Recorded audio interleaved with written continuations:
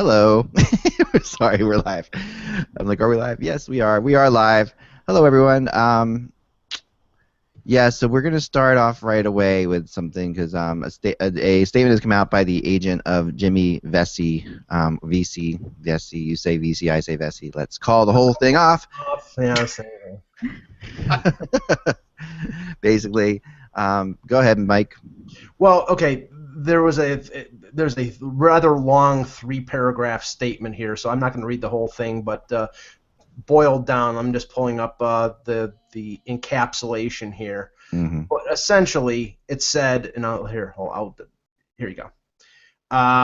In the statement, Jimmy Vesey's agent says that the Predators were told prior to the trade deadline not to factor his potential signing into their plans. That completely contradicts the statement made by Paul Fenton and by David Poile over the last 2 days that said that on Wednesday they were told he was going to sign. So it's a question of he said, she said, or who do you believe? And obviously both sides have their agendas. VC wanted to test the market, which is not a surprise. I wrote yesterday that the shock and horror that the Predators reacted to this whole situation was completely disingenuous because they knew this was a distinct possibility. And the closer that you got to him becoming a UFA, just like with Steven Stamkos, the closer you get to July 1st, the more chance there is of him going unrestricted. Really is not true.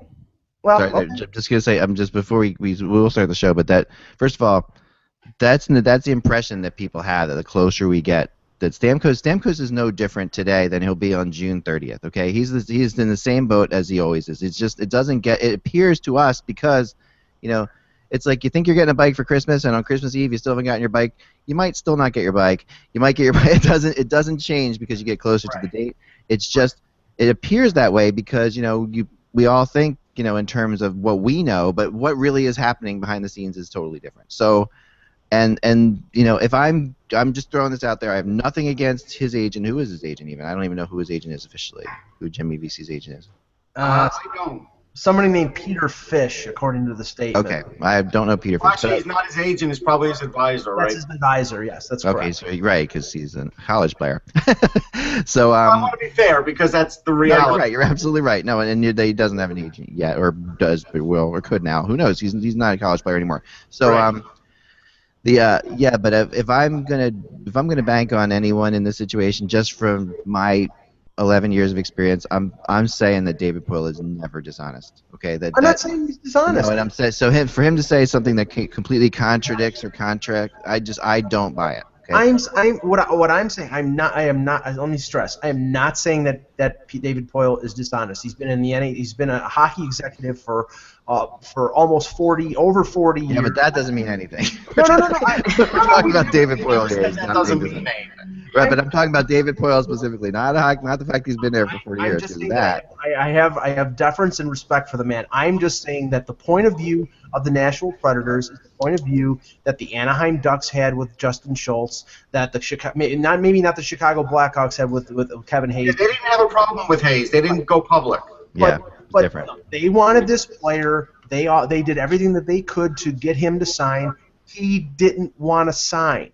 Now maybe Jimmy Vesey and his advisors didn't do the right thing and didn't say up front that he was going to go elsewhere. But according to his advisors in the statement, he told them on Wednesday that he wasn't going to go. So all this stuff that has come out after that, if that is the case, it's just a question of who you believe. Do you believe Poile? Do you believe the advisors?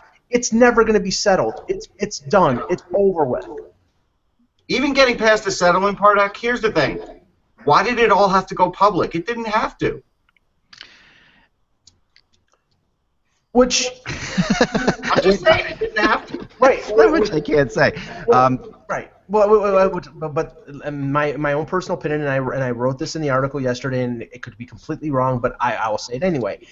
The reaction of the Predators is laying the groundwork and a complete pretext for filing tampering charges against the team that signs VC, especially if it's the Toronto Maple Leafs, because if you look at the statements that Poile made, he said in two statements, how important the word of Jimmy Vesey Sr. was in terms of he's coming to Nashville. I'm in favor of him coming to Nashville. There's no reason to put his father's statements out there front and center if they weren't saying, well, he's an employee of the Toronto Maple Leafs, and that's the reason why he was misled. I mean, if that's what happened, I mean, it's like, I don't know.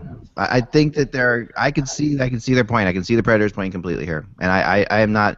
And they have not been. I mean, this is a team. Remember that cut Radulov in the middle of the playoffs, right? Because I mean, this is a team that has a certain amount of character that has always been beyond reproach. So, and I mean that completely honestly. Just I have dealt with them so many times, and I know how this organization works. That they, and other people know how this organization works. People know the organizations that you deal with certain ways, and people know the organizations you deal with other ways. That's known. The way the Predators have a certain kind of, and what Poyle is doing here, in some ways, like I said before, is the greater good here for the Predators, saying, listen, you screw with us, we are not going to sit around. That's the way this works. I mean, and people know this. This is not surprising. Poyle is the furthest thing from like a combative character, if you know him. I mean, Poyle, he is like, like I've often joked around. He's Spock. He's Spock of the hockey world. He's completely straight up. And he's, and this is the last thing in the world. So to me, I mean, for me, I just can't imagine the guy lying. I can't imagine him. Here's the thing. This is the same thing as like a corporation inviting you out, schmoozing you, trying to get you to hire. It looks real good when you're there. You act like you're even going to be there when you're there. And then you get home, and then another corporation calls you, and then another corporation, and then all of a sudden you have stuff to think about. And then you know what? And then you don't go with that job. Everybody's been flown out to do that. Everybody's had a job sort of bring you out to dinner, tell you how great they are, and all those other things. And in the end, you not take that job. It's happened to everybody. Oh yeah, no. I am not. Again, this is not about what he has the rights to do or not. Well, no, but look, from the point of the Predators, Russ, doesn't Poyle's statement and Fenton's statements smack to you of damage control? This is an embarrassment to the organization. Damage control? What are we looking at here? I mean, this you talk about. Anyway, I'm not saying that there's. I would say this. I would say the part this is about total the damage control. This statement that came out right now, this is 100% damage control. Well, I think it's an answer back because it is. Well, but they had to answer. Yeah, he had to answer. They had to answer. They did. I don't disagree with that, and again, there is stuff being laid here, perhaps for some legal proceedings, but that really, I don't see that. I don't think there's going to be legal proceedings, and even if there is tampering, like I said, what is it going to be? A third-round pick? Poyle's been around long enough to know that tampering doesn't mean anything. But I think at the end of the day, I think the takeaway is the biggest part. Even the biggest part that I had a problem with was not making a trade at the deadline because you think the kid's coming. Right. Yeah, and to me, maybe it's not the pretext for filing tampering charges, but it's a pretext to use that as a threat on the team that eventually could trade for Vesey's rights. Now, Poyle saying he's not going to trade his rights, I think that's baloney because you were saying you were expecting to get a bike on Christmas. Well, better to get a unicycle than a bike. I mean, to get something, because otherwise you let him walk away on August 15th as an unrestricted free agent, and then you have nothing to show for an asset who is potentially the Hobey Baker Award winner. So I think Poyle will come off of that, and I think he'll use the threat of tampering against a team like Toronto. At the risk of taking this metaphor too far, you opened up what looked like a bike, and it was a sweater. Here's the thing, though. David Poyle hasn't mentioned tampering, and everyone so we knows don't know what it that felt like to get a sweater on Christmas. So let's just That's fine. let's leave it there. Let's move on. We got another show Yes. to do. No, but I'm sure we haven't heard the end of this situation. Hopefully, we won't talk about it anymore. Wednesday, March 30th. And are we putting this Jillian in the intro here? I think she should. Yes. Jillian is after me. Okay, Jillian. All right, cool. She's officially, because I was gone, she's officially stepped. I fed her into the system. Awesome. Here, she's Perfect. Hello, Hockey World. It's Wednesday, March 30th, 2016. I'm Michael Agello. I'm Jillian Fisher. I'm Russ Cullen from Sportsology. And I'm Eklund, and you're watching the HockeyBuzzCast on HockeyBuzz.com. This is the podcast that comes to you every Monday through Friday at this time. And for some reason, my dogs have decided every Monday through Friday at this time is a great time to sit by the door and bark and come in and out, in and out. And I do that too. just slightly cold, too cold to keep the door open. It's just a real pain in the ass. But anyway, so if you start hearing them too much, let me know. Well, we got dogs at Russ's. We got dogs there. The world is going to the dogs. Okay. Oh yeah. So, but anyway, we are not talking Jimmy Vesey or VC right now.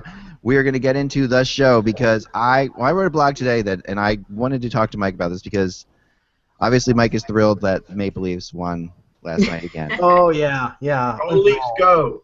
Go Leafs, go. So last year, if you remember right, the way this worked was if you had the worst record of the NHL, you could get no worse than the second pick overall in the draft. Correct. This year, the way they've changed that to is now you can get no worse than the fourth pick overall in the draft. Correct. And I honestly think that this has mattered a hell of a lot in how these teams are playing down the stretch. And this is why. I'm going to show you. I know we talked about Vancouver tanking and all that. Vancouver has played very poorly for sure. But look Can at we this. say Montreal is tanking? Because they are. Well, Montreal last night They won last night, though. I know they won last night, but it I don't doesn't. think they're deliberately tanking. No, I'm that's with because Jillian. I don't Detroit think is they are horrid. either. That's because Detroit is horrid right now. I think it's different when you're Montreal. I don't think you can tank in Montreal, to be honest. All right, so here's last March of 2015. This will bring back great memories, Mike. The Sabres were 4-12-3 last year with a 289 win percentage. I know this is more math, Russ, but here we are. The Leafs were 5-12-3 with a 325. The Arizona at that time, Phoenix maybe, or no, they were already Arizona. 4-14-1. And the Edmonton Oilers were 6-9-4. So this is a combined 318 winning percentage, and the kicker, a grand total of a minus 102 goal differential between four teams last year in March. Right. Okay, that was March of last year. All right, so this year in March, this is what we've had. Leafs are 500. The Sabres are 576. The Jets are 433. Edmonton's 467. That's a combined 491 with a minus 10 goal differential. That's a big friggin' difference. Well, there is a big difference between 2015 and 2016, and Russ I think will back me up on this. First, the rules were different. You're right. You know, the team that finished 30th could only finish at the worst 29th or have the second pick in the draft. But last year you had two superstar talents in McDavid and Eichel. So teams were, I think, were hell-bent to accentuate the tank as much as possible. If you look at the point totals, I mean, teams like Toronto and Edmonton are way past what Buffalo was at the end of last year. Buffalo traded two starting goaltenders just for the simple fact that they could stop the puck. Yeah. So, I think, this draft is a good draft, but there's one guy. So I don't think everybody's going to go all out to shut things down and tank for Austin Matthews. He's the prize, but he's not even as good as Eichel and McDavid. He's a good player. And I'll disagree with you on that one. I think he could be as good, but he's not. I don't think he's at the level of McDavid. I think he could be at the level. I don't think he's at the level of McDavid. I think he could be better than Eichel. Okay, but Okay, so he's right in the middle there, there's no fallback. Puljujärvi and Laine are good prospects. Matthew Tkachuk is a good prospect, but there's a drop-off after one, so teams are not going to go hell-bent to No, I agree with that. I do agree with that, but again, I am seeing a lot of teams just not going all out at the deadline to make their team better either, and that's where I look at the Canadians. Now, I'm not saying the Canadians are playing poorly every night to get to the bottom, but what I'm saying is they didn't do a whole lot to get themselves into the playoffs either. Correct. And that's, to me, that's a part of it. Well, I think part of that has been because the drafts have gotten better. I mean, the fact that the first-round draft pick means more. So you used to be able to trade a first-round draft pick without a second thought, right? Not without a second thought, but without a big thought. No, but and you're now, right. That's a big part of it. No one wants to get a first-round draft pick. And the only thing different is that, like this year that I've seen over previous years, is that if a player gets a hangnail with 15 games to go, they're shut down for the season. Right. And We usually see that, but we see it more now. I do agree with you. Especially well-valued players like who make a lot of money are being shut down. But part of that is because they're investments, and why would you drive your really nice car on a really crappy day? I mean, that's kind of what's coming out. I mean, it's like they don't want to risk those players. I mean, at this point, and I can see that. But I don't. This is why I'm really glad we have Jillian on today, the anthropologist that you are, because I have a big problem with the whole concept of people rooting for their team to lose. And I think that's partly where you're from, because as you can see, I'm from Philly. Right. And that's like the work ethic. That's what we want to see them work hard, hustle, finish every check all the time. That's what we value in a lot of our players. Right. But I also, the other thing is I do see why some teams and some fans may want to not see their teams push it out at the end of the season. The only thing that I dislike about that is coming from a position where you have that tight race where those bottom couple of teams are racing to try to get into the playoffs, and they're playing one of those bottom level teams, the teams that are racing for last place. I still want it to be a game because I want it to be that maybe they can win. Yeah. That right. team. So there's a lot of factors in it, but I think a lot of it depends on where you're from, and I think what your history with your team is. If I'm Toronto, I've seen that they have been trying to do this, and there's no reason for them to be winning 5-2 last night. Is that what the final score was? Yeah. Well, this is particularly infuriating for Maple Leaf fans. I mean, there's been a group known as Tank Nation that's been around since I think 2008 that has been in favor of them trading players, getting high draft picks and rebuilding the team, and the organization for monetary reasons or for whatever or for ratings hesitated to do that. This year they're fully invested in it, but they made the mistake at the deadline of bringing up a lot of their young prospects who are going to be fighting for jobs, and it's understandable that players who are borderline NHLers and young kids who are trying to establish themselves are fighting for positions. That's understandable, but I mean the organization was looking at finishing at the bottom of the standings in a sort of a Machiavellian sort of mode where it's like the ends justify the means. The team was going to stink, so why not? If you're going to stink, suck the worst. Be the worst team in the league. Yeah, if you're going to suck. Well, they're good at that. They've proven that over the years. Because they won yesterday. Now they're tied with Vancouver and Edmonton, so they're screwing up the suck. Yeah, I'll give you 2 examples. As a fan, I remember rooting for the Jets to tank, but then watching them blow draft after draft, I soon stopped that practice because it didn't matter because they weren't going to pick the right guy. And that's part of the equation, too. You could root for your team to tank. If they don't take the right guys, it doesn't matter. It didn't help you. But that's even worse, right? I mean, then you lose and you make a bad draft. That's even worse. I mean, now the only time I've ever been, you're probably right, Julian, because the Flyers have not been in this spot very often. So, I mean, the only time I've been in that spot, they did finish last. I watched the team and I watched the fans, and I covered the team, and it was horrible. And just I hate apathy more than anything else. Like I'll take anger, I'll take joy, but apathy just drives me nuts. And the apathy that existed then, and then when all said and done, the Flyers lost a ping ball battle to Chicago. They lose Patrick Kane, and Patrick Kane comes back and scores a goal in the Wells Fargo Center to win the Stanley Cup. It was a full circle. It came full circle there. Yeah, so it was a fun circle of life moment for us. But that was like, to me, I don't remember during that season ever really wanting that to happen. Like I never really wanted the Flyers to get there so they could get Patrick Kane. I didn't really think about it. I mean, Patrick Kane was pretty highly touted, but not. Oh, he was highly touted. Right. So. But the difference here between Russ's analogy and mine is that the Maple Leafs are not coached by Rich Kotite. I don't know who their general manager or their head of scouting was. But you're talking about Mark Hunter, who had a really good first draft. You're talking about Lou Lamoriello, a well-respected general manager. Mike Babcock, one of the best coaches in the NHL. All you have to do is provide them premium talent, and they can start to win. And there's another side to it too. You want to know what the other side is? The other side is in Philly, there's the 76ers who have been tanking for years. And to be honest, from what I hear on the radio, the city is split.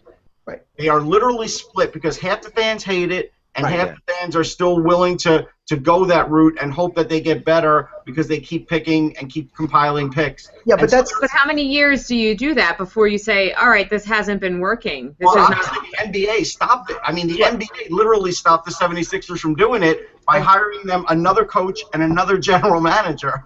I mean, the 76ers are doing a purposeful version of what the Edmonton Oilers are. I mean, the Oilers have 4 first picks in the last 6 years. I mean, the Leafs are not doing this to be bad for a number of years. There's still a segment of Maple Leaf fans out there, and I know that some people are infuriated by this, that all they want to do is watch their team on Saturday night, sitting there with a pizza and a couple beers and watch the Leafs win, and really don't care that they ever win the Stanley Cup. They're just caring about the instant gratification and the entertainment. And there are some fans out there that have been watching this team for years lose, heartbreak. It's sort of like Red Sox fans who hadn't had a World Series hadn't had a World Series victory since 1918. Some people would just like to see the Maple Leafs win a Stanley Cup before they die. I disagree with this a little bit. I don't think it's just the instant gratification aspect of it, because I think you can be a fan for your whole life and still want to see your team at least care a little bit. Yep. I know when I go to work, it's expected of me to go and do my job and do it the best I can every single day. So I almost expect that in my play.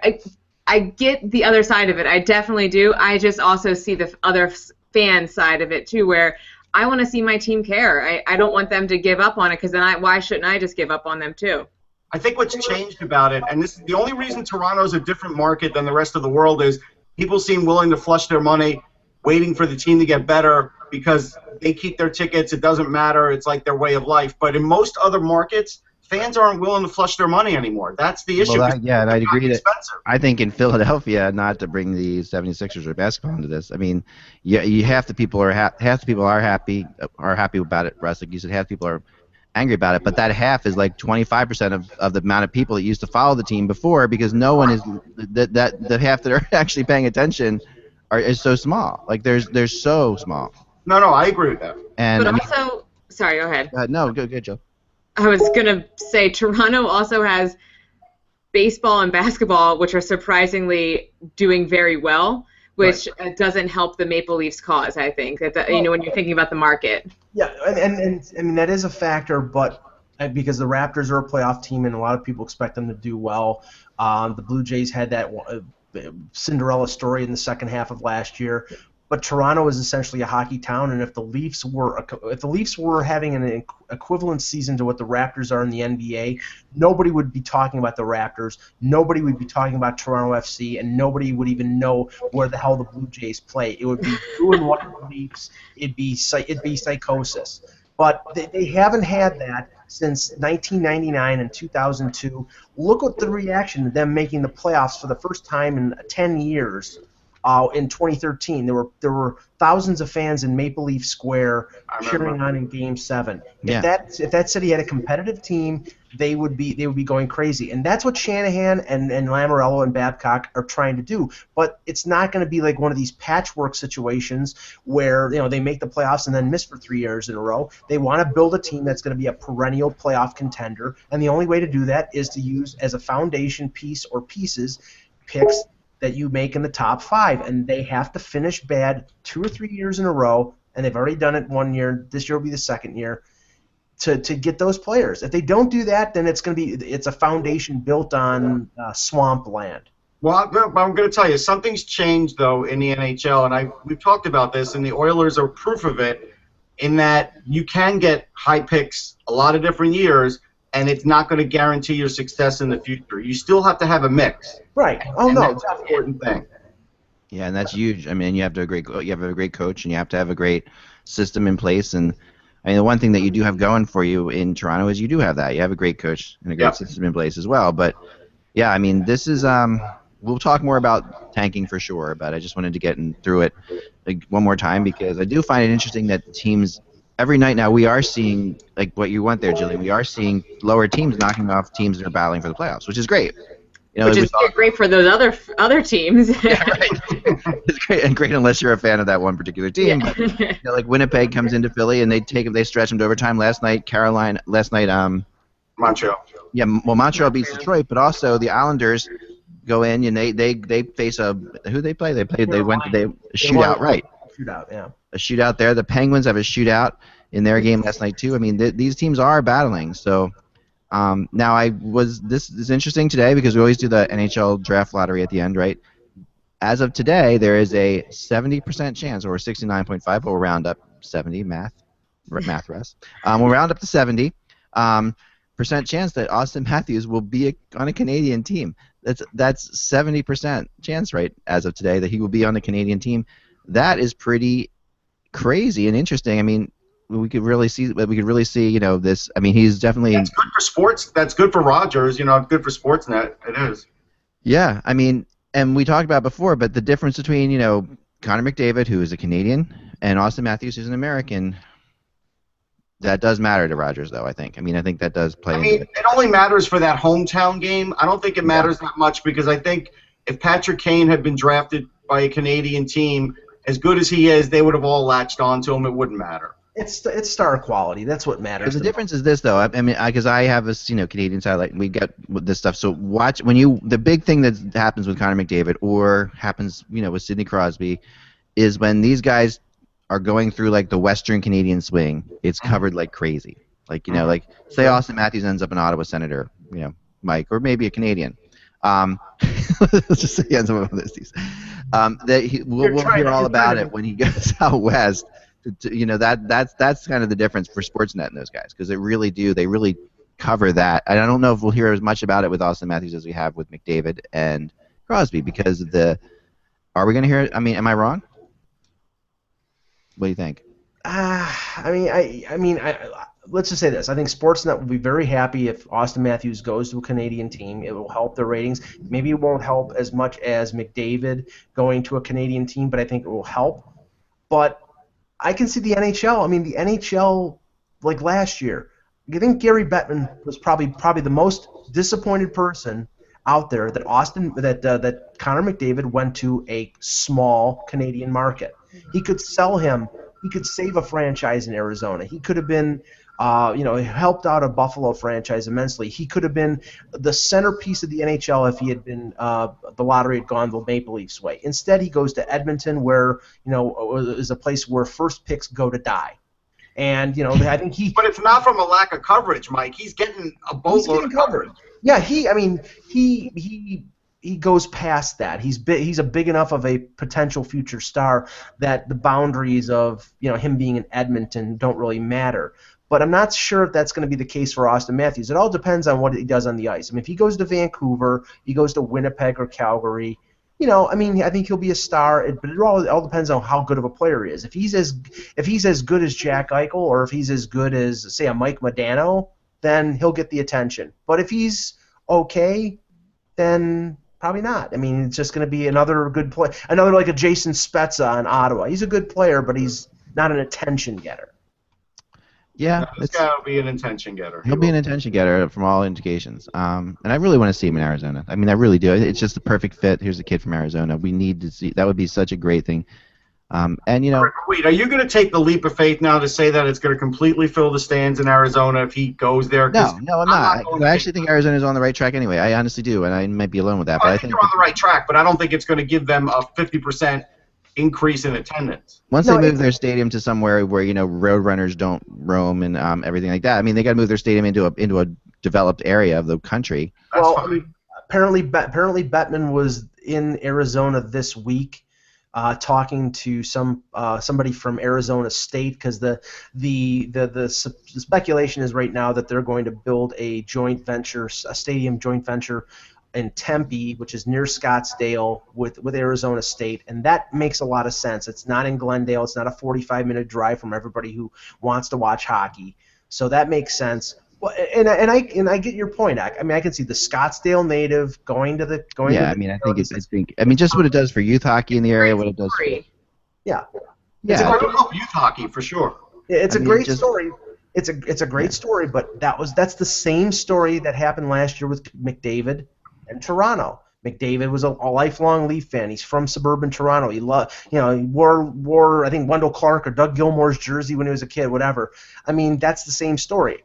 It would be great, but it didn't happen last year, and likely it's not going to happen this year. But you can't fix. There's no Toronto attendance thing to fix anyhow, so it doesn't really matter. No, just to fix a floundering franchise. That makes the most money in the NHL. We're only six years away from unrestricted free agency with Connor McDavid, so we can start talking about it now. The rumors are flying.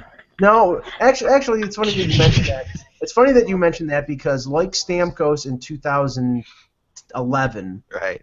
what will be interesting is if the Edmonton Oilers continue to flounder like they have this year, in 2 years when his entry-level deal is up and he's an RFA, does his advisors sort of force, like, get me out of Edmonton, this is never going to change? I don't Nope. see Connor McDavid doing that. Just from the what my talks with him a little bit here and there. I No, just I think don't believe you. He won't do that. he's not. Probably- But I don't rule out the fact that he could sign in Toronto in 7 years. Like I really, and I say it jokingly, but I don't. I mean, does more than Stamkos. I think would like to play in Toronto. I think that Stamkos would like to play in Toronto, but has had enough fun and success in Tampa that he's okay not playing in Toronto. I think 6 years in Edmonton could make Connor McDavid interested in playing in Toronto. It's a little different than living, in Siesta Key or whatever. This is we're talking about, Look, Edmonton's got a big window still to make something happen. Oh yeah, yeah. If they don't make something happen by the time McDavid's ready for free agency, that's on them. It's not McDavid's fault. Yeah, and will there even be an Edmonton Oilers if they don't make something happen by the time McDavid's ready for free agency? I mean, Well, they'll have a new arena, so there will be. yeah, there will be. But all right, so Duncan Keith, we got to discuss this. Oh, yeah. I got a lot of thoughts. Jillian, what are your thoughts on this one? Sometimes I feel like he crosses that line between like a great competitor and a dirty player, and the latter seems to be more true of him recently. Yep. I mean, he's a great competitor, but he's done enough stuff where I question sometimes, is he a dirty player, but he has those tendencies. That slash to the face is totally uncalled for. You have to keep your cool, but at the same time, I'm sure he gets enough minutes that a suspension, he's going to sit for a couple of days. I don't think that's going to hurt him.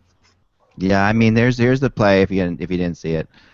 And it's kind of hard to see, but Keith is on his back. He's lying on his back, looking up, and he's waxing with one hand across the face. It's a really cheap play, and he's done some cheap plays in his career. And to be honest, here's the thing: who cares if it's the Chicago Blackhawks? This guy needs to be suspended for the rest of the regular season and maybe 2 playoff games. I think a couple playoff games is in order. I agree with you, Russ, and I think that is controversial right now because everyone's like, oh no, because start swinging sticks and going back to the 70s with that stuff. If this was anybody else, I mean, there are so many players in the league, not anybody else, but there are so many players that this would be done for the year. I mean, this is right up there with. I mean, how is this different? It's not going after. I don't think it's different. I don't think that they should be treating it different just because his name's Duncan Keith. Really, it's a dirty play, and it should be treated as such. Yes, but this is the league that gives and I don't care what they say. They give preferential treatment to Alex Ovechkin for the stuff that he does. I don't think he's ever been suspended for things that border on this type of incident. Duncan Keith is the Conn Smythe Trophy winner and one of the best defensemen in the league. I would seriously doubt that he gets suspended for a playoff game. And if he gets suspended for 5 or 6 games at the end of the season, who cares? You're actually doing him a favor. He's going to get more rest, and then he's going to play 35 minutes a night in the playoffs. Yeah, I don't know. That's why you have to do it for a playoff game or 2, because otherwise now you're sending a message that stick swinging, it's not that bad. Hold on. I'll be back. Sorry. Okay. I mean, you have to send a hard message on this because, again, stick swinging is really one of the worst things that could be done in this league. It is. And he did something very similar. Was it Jeff Carter? So it's not like the first time that he's done something like this. Yeah. Right. So a message does need to be sent. It's definitely careless use of the stick. I mean, I don't think. Well, it's not careless. It's intentional. It was deliberate. That was a deliberate hit. Well, no, he could have controlled that. And I was about to say, I mean, I don't think that this was like, oh, oops, I hit you in the face. I mean, I think he was down on the ice, he saw him, and maybe he didn't mean to hit him in the face, but I think he meant to hit him with the stick. So, but you shouldn't still be hitting somebody like that. That's still wrong. That's also still a problem. It's the same thing, Mike. If I go to kick you in the knee and I kick you in the junk, I still went to kick you, right? So, Right. That's a lovely image, thanks. One's more offensive than the other, but still you shouldn't be doing it. Right. You shouldn't be ever kicking Mike ever again. No, but the fact is, don't worry. No, here's the thing. I mean, and Duncan Keith, does have a reputation for this to a degree. This is not the first. He's not this. He's a hell of a player, obviously, and can fly, and is a great.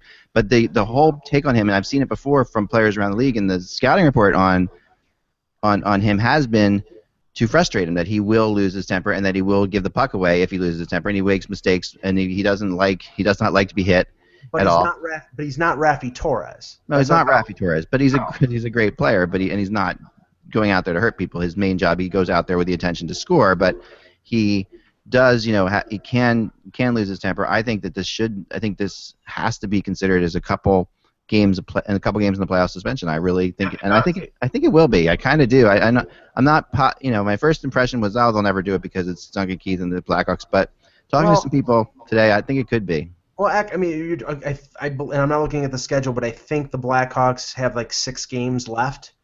An 8-game suspension. Remember, playoff games are considered, in a sense, like if it's a 1-game suspension in the playoffs, it's sort of like the equivalent of 2 or 3 games during the regular season. A 10-game suspension for that is. I bet you if you look in the rule book for using your stick as a weapon, it's probably 10 to 15 games. Right. I mean, but I think a 10-game suspension, meaning 6 regular season games and 2 playoff games, which would be the equivalent of 4, is overkill. Especially with, I don't know if he was suspended for the Jeff Carter incident. He wasn't. Okay, so I think he'll get suspended. I think he'll get suspended for maybe 5 games. But he's already received a 5-game suspension for he hit Sedin, I think, and he concussed Sedin, so he received a 5-game suspension then. And this is much more offensive to me. This is way worse. He's a offender too, so that counts too. So I could see. I mean, it is a lot, but a 10-game suspension given his record and given the fact that he's been suspended for 5 games. And that this is using the stick as a weapon, I don't think that's completely out of line. I think if it's another player, they might do that. That we wouldn't even be questioning it. It depends on when that incident was. I don't remember if it was within a year and a half or 2 years. Trying to look it up. Yeah, if it was. What's that? Which one? The Jeff Carter? The Sedin one, the one he got suspended for. Let's see. I believe if it's more than 2 years, they don't consider him a repeat offender. It was 2012 when he hit Sedin. Yeah, then it wouldn't be in. It would be like the slate was wiped clean. It really wouldn't. I don't agree with that though. I mean, this isn't the IRS. We're talking. That's the way the league approaches it. No, I know that is how they approach it, but I think it also does play into their psyche. I mean, there is a mental aspect to this. They can say that it doesn't affect it, but I think it has to. It affects it a little bit, especially when. They can't officially say he's a repeat offender, Right. I guess, is what you're saying. Right. But meanwhile, the Wild have swept the Blackhawks this year in the regular season, and this is the first time that a team has swept the Blackhawks in 77 years.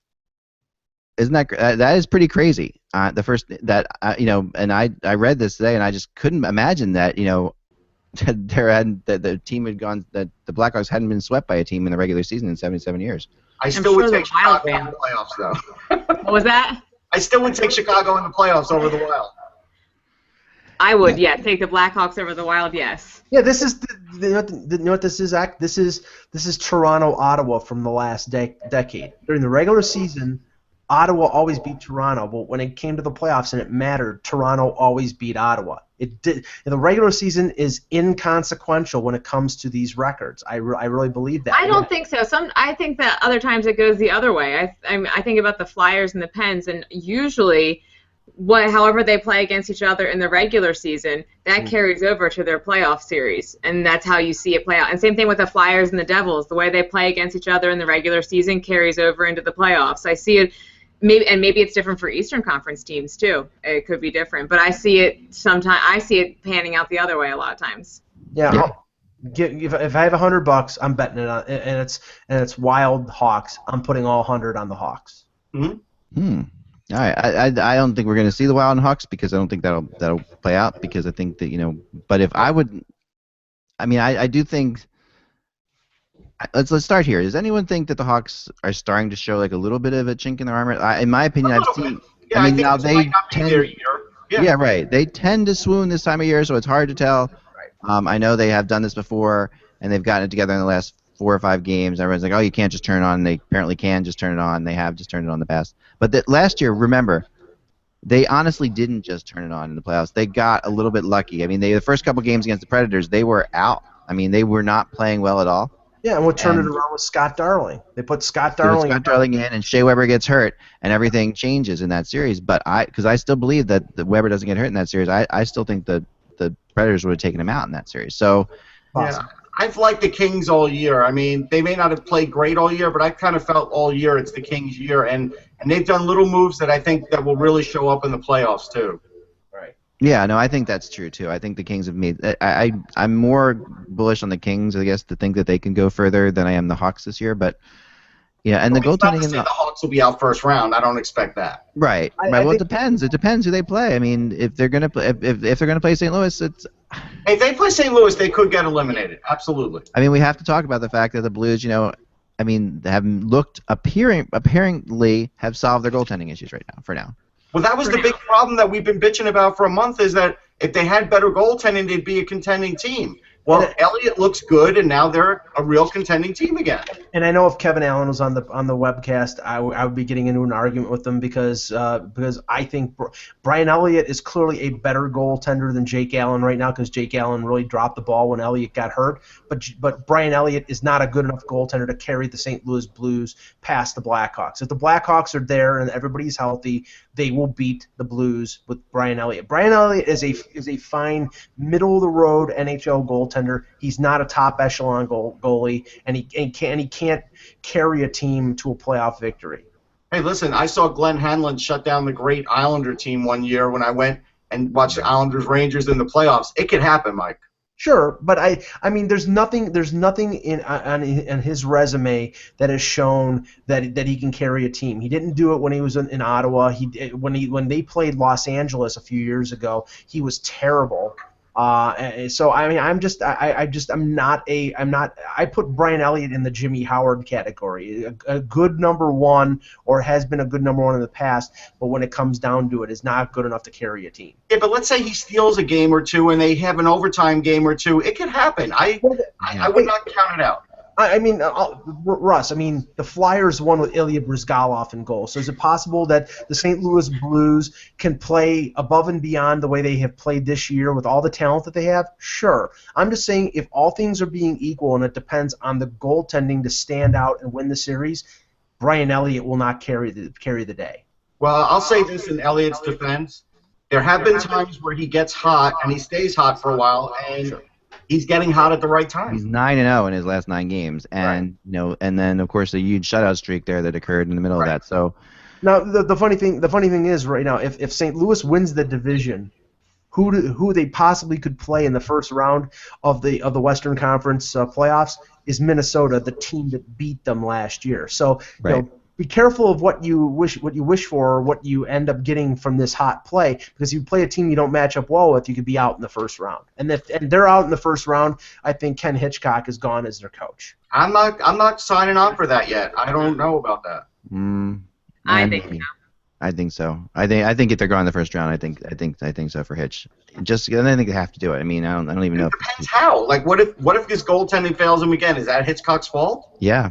I mean, in a way, it is, because you can sit there and you say you have great goalies, but also goaltending is a lot about coaching too. It's a lot about how you play these guys. Like he has definitely not given anybody the confidence to say you're the number one. Like, okay, but here's the thing: have we ever looked at the St. Louis Blues goaltending and said, "Boy, they have goaltending that can match anybody in the West"? Or no, that's been their Achilles heel forever, and at some point, that's the GM's fault. Right, but the GM is going to use the coach as the scapegoat, because I've heard, or you never know, or would there be a GM change and they keep the coach? You don't know. Or they both get swept out. Let's just say there's going to be. Everybody says that there will be change if they're knocked out in the first round. Maybe not the coach, but there's some change. On for that, yes. Yeah, and it's unfortunate. I mean, they're in a Central Division. Any other division they probably would have been gone further in the playoffs. They're in a tough division they're in a division they don't match up well against the teams that they're in. If they were in the Pacific Division, they would have a much better shot because they match up better. Finishing first does matter to them, but if they're going to end up playing the Wild anyway, it doesn't really matter. So to me, Hitchcock's a good coach. You know what? The only thing he screwed up on was saying how chaotic 3-on-3 hockey was going to be. He was wrong about that. But otherwise, Ken Hitchcock's a pretty good coach. Yeah. Yeah. Let's talk about panic in Boston, Jill. Panic in Boston. Yeah. I know. It wasn't a good loss, that's for sure, up there. I mean, 6 of the last 7. It's not looking great.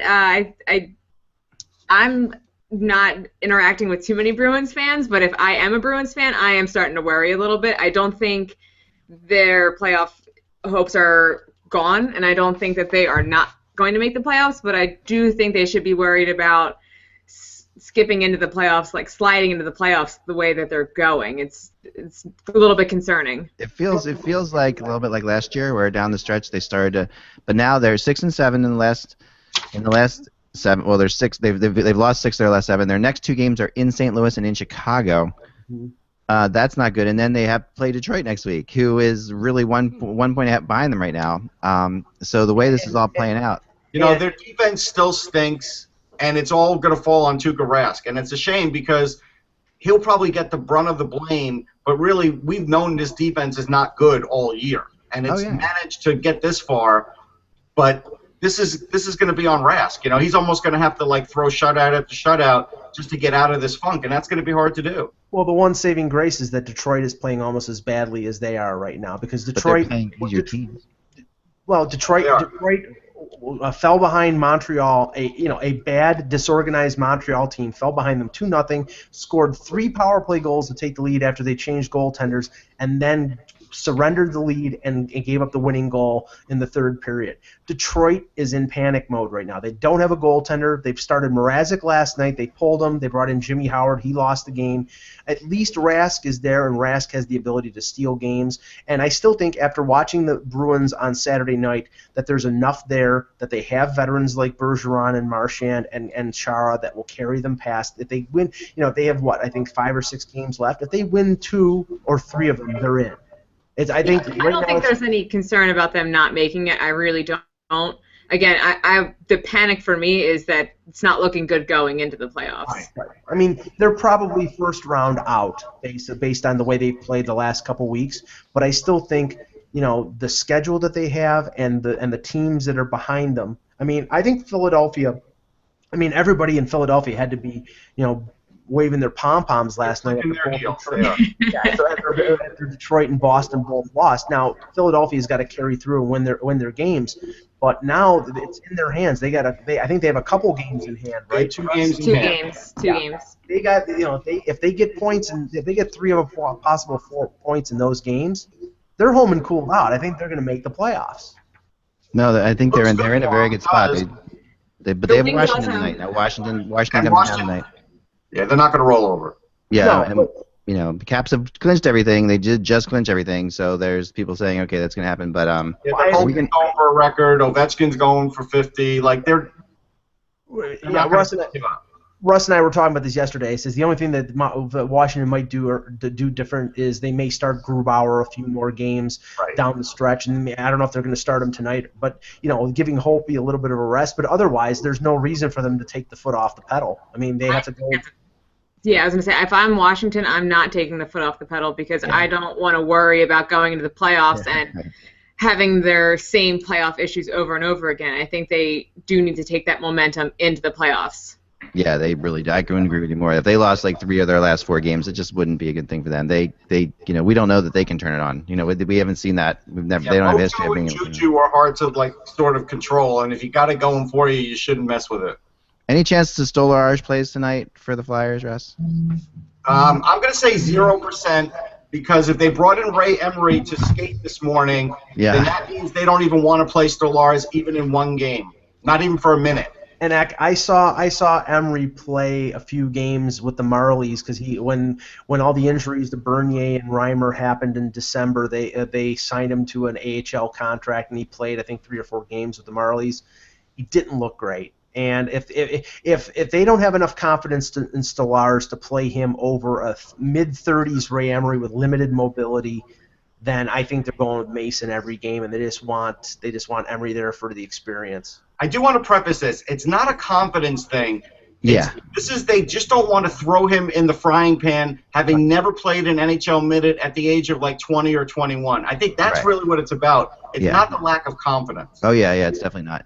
And the other thing about Emery that you can say, and Emery never looks good, even when he's playing well. No, that's true. He really looks terrible. And you'll, especially you watch him in warm-ups, you're like, how can this guy be playing? I could do that. I could do what he's doing in warm-ups right there. I can move. But Emery is a gamer. I mean, the thing about Emery that I think that they like about him is that you put him into a pressure situation, And he does find ways to make things happen. That's in his history at least. Now he hasn't played all year. Slow down the last go round, like he was post to post. He's slower. Oh, he's always been. He has gotten slower post every year, but he's much smarter than you'd think you think he is as far as his ability to make up for the fact that he's lost speed. He's very intelligent as to where his anticipation is really good. So if you want to start him against Detroit and have him beat up Pavel Datsyuk, I think he can do that pretty well. I'm surprised people aren't talking about bringing him in to beat up Holtby again. Oh my gosh! I was like, right. So embarrassing. There you go. Bring it on, Emery versus Holtby. I mean, the Holtby record. I think the Caps are going for that. They're going for the wins record. That's why I'm wondering if they rest Holtby. How many away are they right now? Well, he wants to get 50 victories, and I'd have to look up I think he had like 46 or 47. I'll have to look it up. Yeah, no one's ever gotten 50. That's the thing. So. I think he was within range of breaking Marty Brodeur's record. Let me just here. I'll pull it. And up. I think that's if I'm Barry Trotz on the bench, that's what I'm focusing on right now. I'm saying, okay, we got a chance to give this guy something that no one's ever done. So let's play hard throughout the rest of this way. All right. So here's the question. Emery is on a tryout contract. Right. For him to get in the game, it has to change from a tryout contract to at least a contract, right? That can happen instantly. Right. So we're going to be looking for that probably 2 minutes before game time. Yeah. Braden Holtby is 46, 9, and 3 in 61 games. All right. The Caps have how many games left? They've got 7 games left, I think. I think they have 7. I'll find out right now. So they have 7 games left, so he would have to win 4 games. So they may start him 5 of 7. I doubt they're going to play him 6 of 7 just to get a record. The goal is to win. The goal is to win the Stanley Cup, not to get him the record for most wins. Right. That's true. Trocheck will miss the rest of the season, which is not good. Sure. Yeah. Exactly. I have to say that Florida was starting to show. I mean, it's been a very impressive season. They're going to make the playoffs, but they had that number 1 line yesterday of Huberdeau, Barkov, and Yager that was completely shut down by the Leafs. And their second line after Trocheck got hurt, they moved up Greg McKegg, who was a cast-off from the Maple Leafs in the Zach Hyman deal. He moved up to be the number 2 center. Dave Boland is still been hurt. Now I think they're weak up the middle, and if Trocheck is out for the year, they probably are a 1-and-out team. I have bad news for you, Mike. Yes. Sportsnet is citing a well-placed source within the Boston area college hockey community that VC is going to sign with the Bruins. Yeah. Okay, we'll see. Why are you so dismissive of that one? We knew that was the other choice. Yeah, because we've heard for a year that he's going to sign with Toronto. So I think it one or the other could happen. But I mean until he signs, I'll stick with what I have heard over the last year that he would sign with Toronto. Fair enough. Yeah. Now Jankowski did sign with Calgary. We can bring that up briefly, and before we go, but we talked about this a little bit yesterday. Yeah, so it does show that the system does work, Eck, and I was trying to get at that yesterday. For the most part, it does work, but there are always going to be exceptions. Oh yeah, no, for sure. But this is a guy who went and took a long time, but did sign there, and did get through. So we have also Brandon Tanev, who signed today with the Jets to an entry-level contract. Any thoughts on that one, Russ? Yeah, he's all right. I mean, I don't know if he's going to be a huge impact player. I've seen him play. He could make it, but I don't think he's going to be a huge impact player. The interesting signing, and I got to get the kid's name, is the goalie that the Capitals signed. Oh, okay. Well, the Canadians signed Lindgren, which is interesting. Which I'm not sure the Capitals one. Right. Yeah, I'm not sure the Caps, but the Canadians signed Charles Lindgren, and they're apparently going to put our buddy Scrivens on waivers. Yeah. He is on waivers today. He's already on waivers right now. Okay, so been a weird year for Ben Scrivens for sure. Yeah, Edmonton, Bakersfield, or wherever their AHL affiliate in Northern California, then he gets traded to Montreal, and now he's probably going to St. John's where he can share an apartment with John Scott. All right, so here's the kid the Capitals signed. I know nothing about him. He was twice cut from Medina High School, and Adam Carlson's his name. He comes out of Mercyhurst University after 1 year. If you're going to tell me you've scouted him at Mercyhurst University and you know about this kid, and you're better than me. There is something going on with this one. I mean, this is an interesting one. He's not related to any of the Carlsons in the NHL, is he? That was the thing I No, thought. Is this John Carlson's younger brother, and they're just doing this as a favor? Well, let me see. That is spelled the same way. Yeah, I doesn't mean, say- this is great scouting if they pull this off. If this is somebody, I mean, the guy's cut twice from a high school team. Well, Michael Jordan was cut, right? We always hear that. Oh no, Gretzky was cut too. But I mean, it's like, yeah, Gretzky was cut from the first team he tried out for too. So hey, anything's possible. But that is something. I mean, that's hope for everyone. If you've been, that's a great thing to tell your kids. This guy got cut from his high school team, and Here's the thing: Mitch Korn has become like the official new goalie guru, right? yeah. And so he's quoted as saying he likes the kids, stick with it background, and so it's like, this could be a heck of a story. It really could be. Stick-to-itiveness. Just Yep. keeps moving. Just keeps moving. Yes, exactly. I like it. That sounds pretty good. All right, let's do the NHL Draft Lottery Woo! because that's why everyone's here. Here we go. The only reason I wake up in the morning. That's the only reason. It's the only reason to live. More math. Here we go. Pick the winner. The winner today is the Toronto Maple Leafs. There is solace for Mike. The second, Edmonton, followed by Vancouver. For Canada. Yeah. All right, so I have a mockumentary that we could do. If the Toronto Maple Leafs get the first round pick, we could do like a Don Cherry mockumentary where they take Michael McLeod because he's a good Ontario boy with the first overall pick, rather than that stupid American Austin Matthews. Good Canadian boy from the Mississauga Steelheads of the Ontario Hockey League. I'm sorry. I've never trusted anybody out of Arizona before. I don't know why I would now. Scottsdale, Arizona is the armpit of the humanity. It's like, come on. This good Canadian boy, he's big, he's brawny. I love Don Cherry, but he continues to rail about Nick Ritchie, who can be a good NHL player, being better than William Nylander because William Nylander is a Swede, and God forbid, the Leafs draft anybody outside of the GTA. Can he rap or dress a rattlesnake bike, Mike? That's the question. Does he know what to do with a scorpion in the middle of the night? I mean, these are things that Austin Matthews is used to. This is what he has stuff he's had to do. I will tell you what Austin Matthews is good at because I've interviewed him. He's good at golf. Okay. Well, that fits in with NHL. I was just going to say that might work for some of those teams. Growing up in Arizona, it's not surprising that he'd be good at golf. Arizona's got a million golf courses. Oh yeah, I mean that's what it is. Based on the Leafs record the last 11 years, Russ, golf is something they take up in April. So there you go. I do want to give a plug, Eck. I did put up an article with my top 3 Calder picks right now, and I included a 4th, but right now it's not in any order, but I just pointed out pluses and minuses, even with some math, hockey math. Okay. Not regular math. Regular math is boring. Hockey math is okay. And just pointed out that there's really like 6 guys that could win the award if this was not this year. I mean, it's really that good. The rookie field is great. Yeah, I mean, guys like Domi and Parayko and Sam Bennett aren't even a consideration in this. And John Gibson, too. I mean, he's fallen out, too, but he's got a great year going. Yeah. No, for sure. For sure. All right, well, check that out. Check that article out. Sportsology, right? Yep. For sure. Go to sportsology.com. Check out Russ's article. Because that we've definitely it's a great year for rookies of the year, and it has been. This last several years have been phenomenal. Yeah. I mean, we're just seeing incredible crops of players. I mean, remember, some of the rookies who won a few years back. It always surprises you when you go back. Like, wait a second, that guy shouldn't have won a rookie of the year, but not anymore. We're seeing great ones. Who's the St. Louis defenseman? His name escapes me right at this moment, but he's a defensive defenseman. Parayko. No. Who won the award?